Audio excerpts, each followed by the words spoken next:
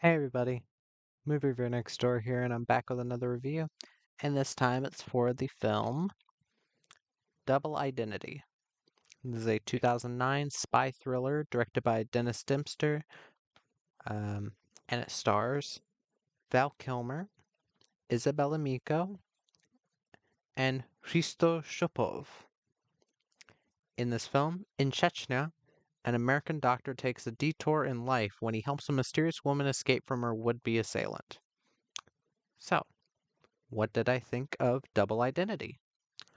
Well, I kind of watched this on a whim. I was looking through my movies, realized, oh yeah, it's from Millennium, and I'll explain something about them in a second. But I had a decent time with it. Nothing special, nothing amazing. But for the genre it's going for a spy thriller, you can do a lot worse. Let me get into the cast. Val Kilmer plays Dr. Nicholas Pinter, a man accused of being a spy. Um, He does an all right job in the film. I do think this is during the time where his performances were a bit more lax or a bit more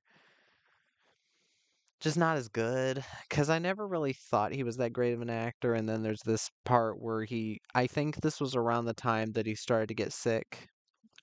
Um, so you can kind of tell with his performance. And it's nothing against the guy. I don't know him. But it did feel like a bit of a step down from other performances I've seen from him. Isabella Miko plays Katrin. Um, she's the mysterious woman he ended up helping. Um, she's kind of a spy character. And Isabella Miko, I did see her recently in a film called The Rake, which this is better than that, of course. But actually, I just thought it was a lot. Flowed a lot better. Better in a lot of respects, like filmmaking and everything. But um, in that, I did mention in my review that she was one of the best parts of it, even though she was in it for maybe 10 minutes. Here, she's in the film a lot, and she actually does a decent job acting. Also, she's very fucking pretty, which helps. But uh, I think she was believable in this role. I don't think it didn't feel like they just cast a model in the role. I did believe her as the spy character. And yeah, again, eye candy.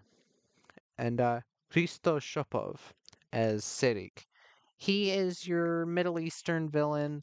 I will say one thing that Millennium does often in the 2000s is having a Middle Eastern dude as the bad guy and not giving them much of a character, which, whatever.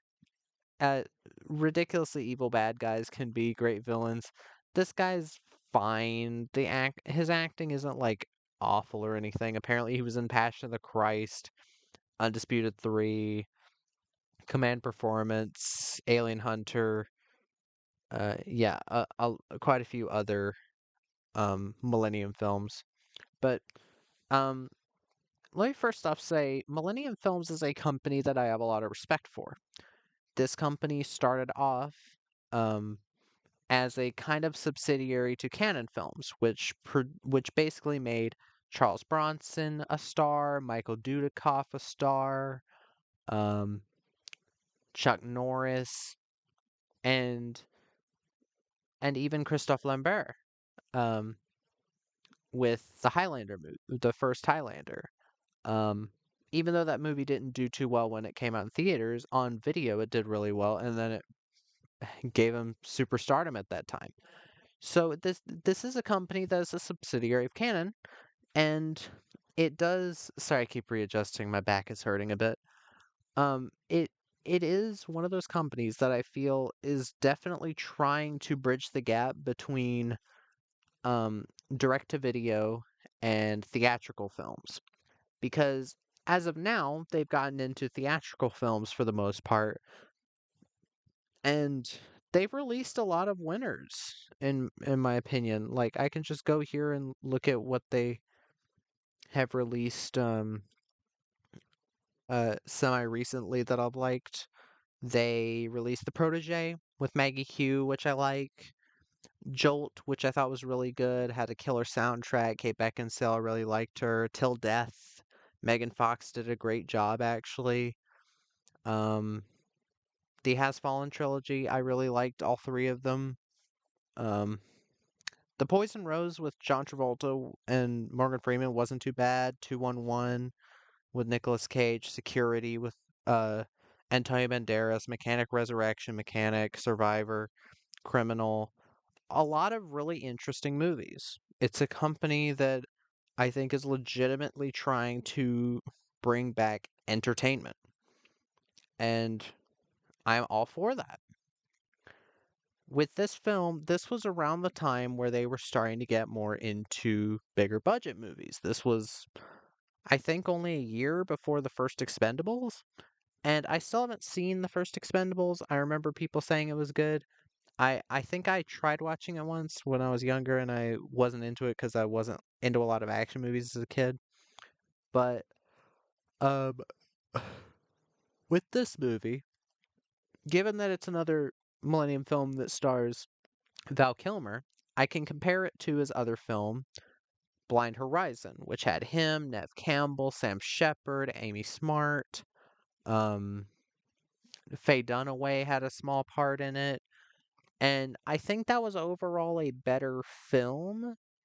Um, I I think it had a more of an interesting thing to it, like the plot of, oh, this guy, um, he gets amnesia and there's a woman claiming to be his wife that's saying that, oh, they think you want to kill the president and all that. And I think Blind Horizon is overall just a more interesting film. I'd have to watch it again. I wouldn't mind watching it again. Um, than this, but still, I don't mind this film.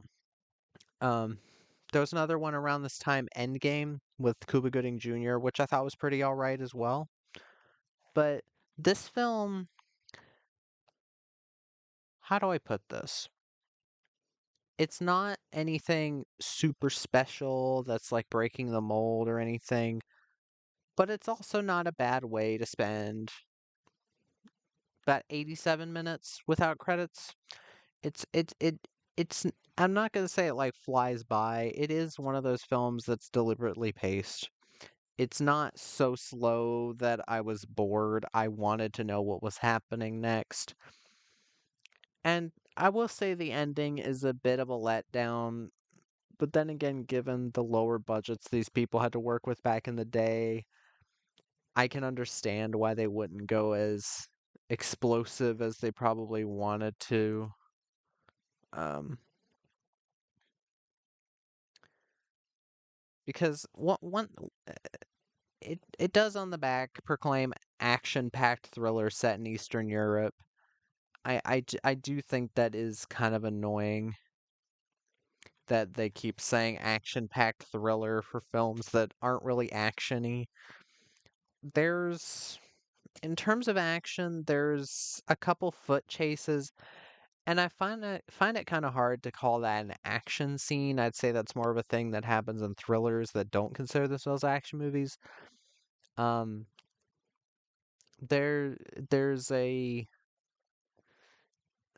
Well, the only really other thing I can think of is there's a guy that walks in and kills a bunch of people near the end, and there's a bit of a gunfight. But I would not say go into this expecting an action thriller. I'd say, excuse me, I'd say go into this expecting a spy movie. Um, and again, keep your expectations tempered, not because it's like a lesser movie than others, but when I watch movies, I try to factor in the budget and what they could do on the budget. I don't know the budget for this film. I'm gonna guess it's somewhere in between five-ish, 5, 6 maybe million. Um, Again, filming in Eastern Europe, it's not that expensive, so they can do a lot more than they can do here. Um, Fuck, you could probably blow up an abandoned building and the government there wouldn't care. But with this in this film, again, it's basically about this guy. He's with Doctors Without Borders. The film kind of drops you in the middle of the situation. I'm sorry, my hair is messy. It kind of drops you in the middle of the situation. You don't really get to know his character a lot, which is kind of an issue I have with it at times, because it's kind of hard to understand what's going on with this character because you don't really know him. And I do wish I could know more about this character, even though, again, Val Kilmer's not that great in this film. He's all right. Um, I kind of just wish the film was mainly about Isabella Miko, because it seems like she's given her all in this film, even though it's not like a super dramatic or super emotional performance.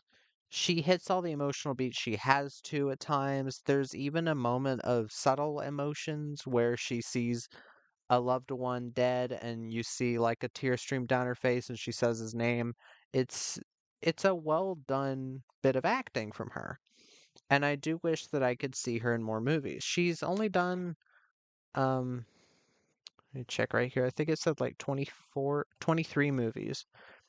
And yeah, I'd legitimately like to see her in more films because I do think she is a fine actress. Um, but yeah, like, and other things I can really say about it, because it's not like I can give away a lot, but I don't want to like give it away for anybody that is curious about it. I'd mostly say if you're looking for a kind of chill thriller that's not like too overexerting, you can watch this. I don't exactly know where you'd be able to watch it. I have this DVD because I knew that it wasn't like readily available on like Tubi or anything, and I saw it at a thrift shop. Um, but I do think that if you're into these types of movies, you'll enjoy it for what it is. Otherwise, I don't think you'd get much mileage out of this. No disrespect to the filmmakers. I don't know this Dennis Dimster Dank person, but it, it is kind of a meh movie. It's again, it's not that I hated it. It's just there's not like enough of a hook. Uh, there could definitely be more of a hook to it, but yeah. Otherwise, it's just kind of an all right movie. But yeah, that was my review of Double Identity. If you've seen the film, let me know in the comments what you thought. Uh, If there's any recommendations you'd like to give me, put those down in the comments as well. And Movie Reviewer next door